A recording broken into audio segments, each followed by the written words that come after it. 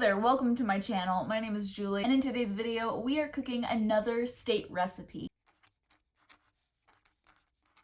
If you're not familiar with this series, this is a series that I have on my channel where I am trying to cook a different food that best represents each one of the 50 states in the United States. I've already cooked probably 30 or so odd states, 35 or so. Today we are cooking, as the title says, for Mississippi. There will be links in the description box below for the recipe that I am following, along with where I got the history for this food, and a playlist for all of the other state recipes that I've cooked for if you wanted to go check those out.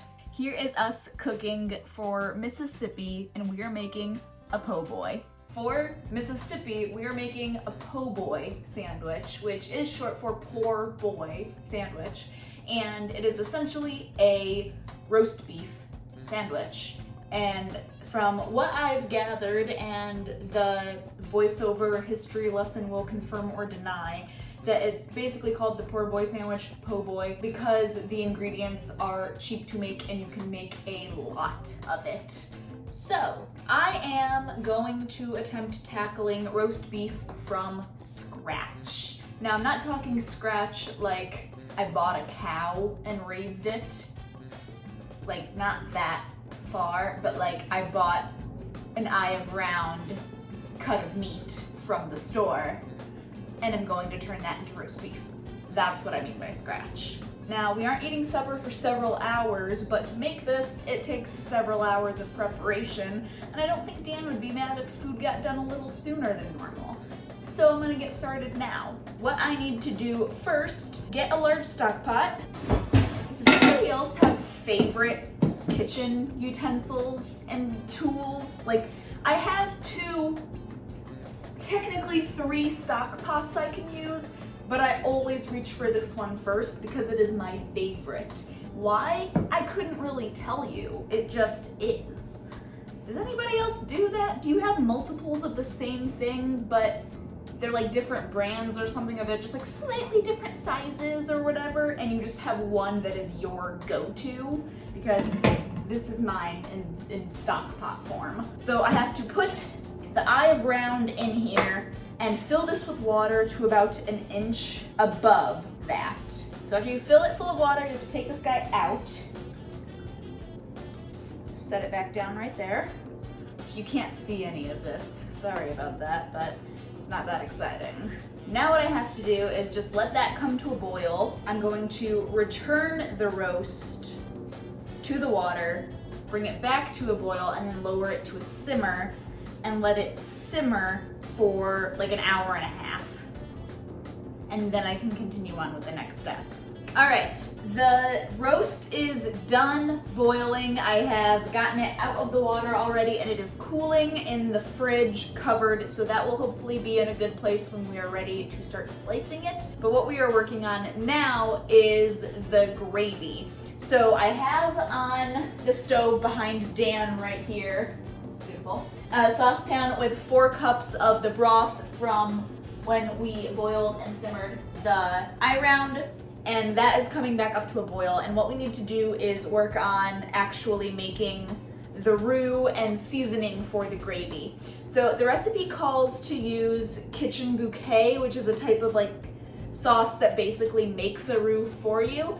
I do not have that, so I'm just making the roux from scratch. So what we're going to do is we're going to take the flour and oil for the gravy recipe, mix them together until they are nice and thick. We're going to add all of the other seasonings that we have right here and mix all of that up, and then we will add the water to it, bring that up to a boil, bring it low to simmer, add our thyme into it, and let that simmer for about 30 minutes so it can thicken and get all of that flavor just incorporated throughout.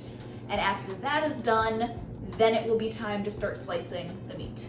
All right, gravy is done and hanging out on the stovetop. Now we've gotten this back out of the fridge and it's time to start slicing it. And they say you want to slice it in as thin slices as possible. So that is what we are going to try to do. And it's still warm, so it's definitely not like cold, but it will hopefully be easy-ish. Give it a try. So hopefully. And basically then what we have to do, it says to layer in the pan meat, gravy, meat, gravy, meat, gravy, meat, gravy until it's full, and then we bake it for about an hour. So that's what we're gonna do. The gravy is significantly lighter in color than what the recipe shows, but I think I just didn't let the roux sit long enough, but it'll still taste great. Like, I'm not worried about the flavor, it's just the color is gonna be different, so big deal. The po' boy sandwich was created in New Orleans. The origins are unclear, but a popular belief is that in 1922, two brothers opened a restaurant specializing in French loaf sandwiches. In 1921, electric railway employees went on a 4-month strike, leaving 1,000 Union streetcar workers without income. The brothers decided to give free lunch to the men during the strike as a way to show their support. When the men would come into the shop, the brothers would yell, "Here comes another poor boy!" Since lunches almost always included a sandwich, the name Poor Boy stuck with it. Today, the po' boy is hugely popular all along the Gulf Coast, which is why, when researching recipes for Mississippi, po' boy was a hugely popular one. That is what it looks like out of the oven. We have our giant French bread here, whole, that we're gonna try to assemble the whole sandwich whole and cut it after. But enjoy this nice little assembly and final product montage.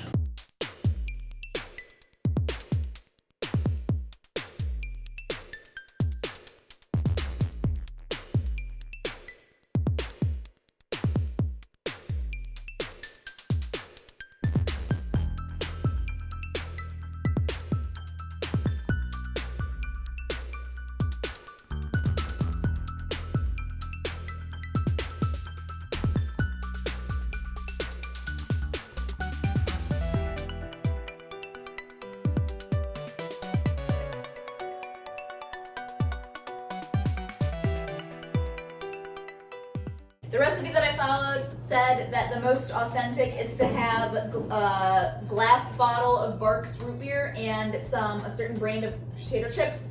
We did not have either, so we substituted. So we have Sprecher? Sprecher.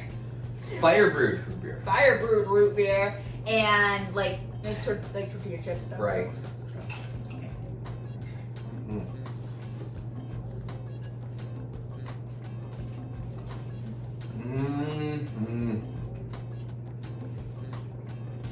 Thank you, Mississippi. It's very drippy, which was to be expected. That is really good.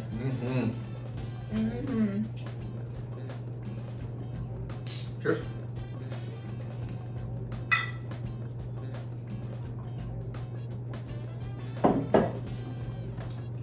It's actually a really good pair. Yeah, that works really well.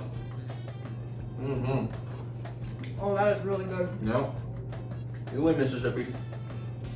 It is so messy. Right back. This is currently what my hand looks like, covered in gravy. The meat is nice and tender and it absorbs so much of that flavor. I tasted a little bit of it before we covered it in the gravy, and it was just a little bit tough still and flavorless entirely, and this did completely transform it. Yep, and the fresh vegetables on there. Give it a crunch. Really, although it took, like, time-wise, this recipe took a long time, it was not difficult at all. It was very simple to make.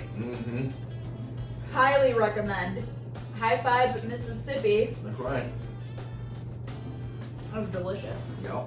There you have it. There was our roast beef po' boy from Mississippi. I know that technically po' boy originated in New Orleans and that it is not Mississippi native, but honestly, looking up everywhere on the internet, everything from Mississippi was saying po' boy, which is why I went for it.